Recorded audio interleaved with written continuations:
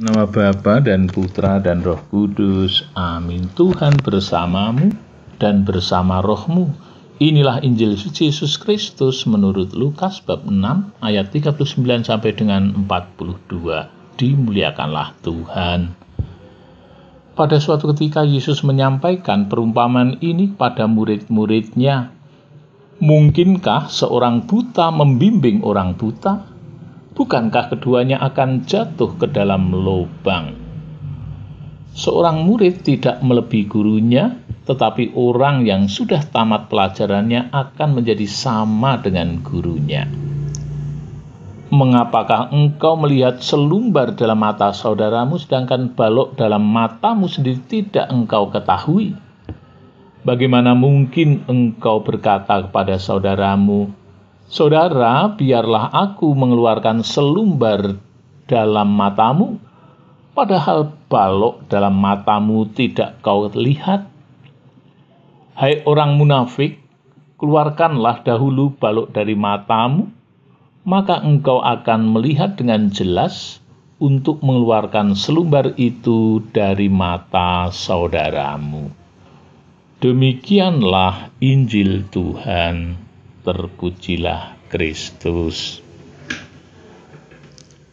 Saudara-saudara, perumpamaan yang dikemukakan oleh Tuhan Yesus tentang balok dan selumbar sangat mengena telak pada praktek orang dalam kenyataan hidup ini. Mengapa engkau melihat selumbar dalam mata saudaramu, sedangkan balok dalam matamu sendiri tidak kau ketahui? Bagaimana mungkin engkau berkata kepada saudaramu, "Saudara, biarlah aku mengeluarkan selumbar dalam matamu," padahal balok dalam matamu tidak kau lihat? Hai orang munafik, keluarkanlah dahulu balok dalam matamu, maka engkau akan melihat dengan jelas untuk mengeluarkan selumbar itu dari mata saudaramu. Selumbar dan balok itu kiasan tentang kesalahan yang ada dalam diri orang. Selumbar itu benda yang sangat kecil, serpian kayu, barang sepele. Kalau balok itu potongan kayu besar pada palang utama atau pada lantai.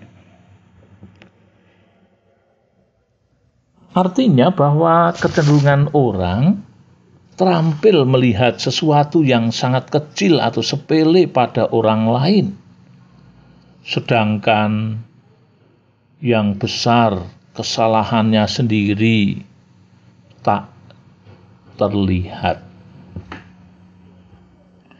Selama orang tidak melihat balok di matanya sendiri, sebenarnya tak mungkin bisa melihat selumbar di mata saudaranya.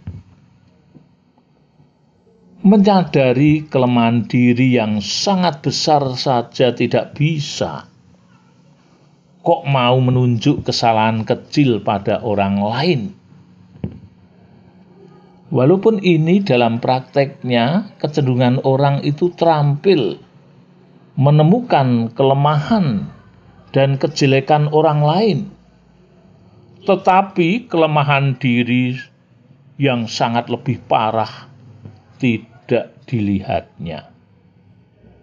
Itu secara otomatis mudah dilakukan orang-orang yang tidak matang pengolahan pribadinya pada saat mudanya, tidak selesai di dalam mengolah dirinya. Saya gambarkan seperti ubi yang sudah dimasak tetapi rasanya mentah ya tidak, mateng ya tidak, konyol, magel.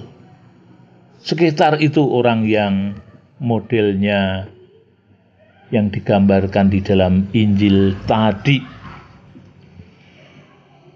Ini terjadi pada orang yang suka menilai, menghakimi orang lain.